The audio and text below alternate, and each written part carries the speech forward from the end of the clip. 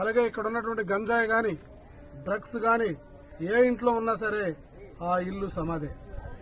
వాళ్ళు ఇక ఇక్కడ ఉండరు, వాళ్ళు పరలోకానికి వెళ్తారు. ఖచ్చితంగా రాబోయే టైంలో కొద్ది రోజుల్లో వీళ్ళందరి సంగతి తేలుస్తాం.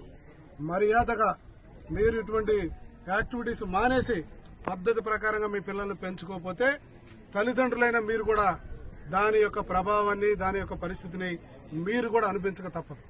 గుర్తుపెట్టుకోండి, ఈరోజు మీ అబ్బాయి తప్పు చేశాడు అంటే, లేదా మీ అమ్మాయి తప్పు చేసిందంటే ఇది కేవలం ఒక డిపార్ట్మెంటో, ఒక పోలీసు వాళ్ళో, లేకపోతే ఇక్కడ ఉన్న వ్యవస్థ, ప్రజాప్రతినిధులు కాదు. నీ ఇంటిని నువ్వు కాపాడుకోవాల్సిన బాధ్యత నీకు కూడా ఉంది.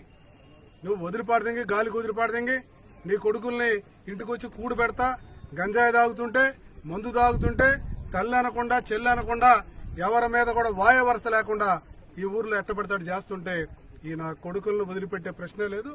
ఎట్టి పరిస్థితులను డిపార్ట్మెంట్ వరకు కూడా చెప్తున్నా, ఛాలెంజ్గా పనిచేసే డిపార్ట్మెంట్ ఆఫీసర్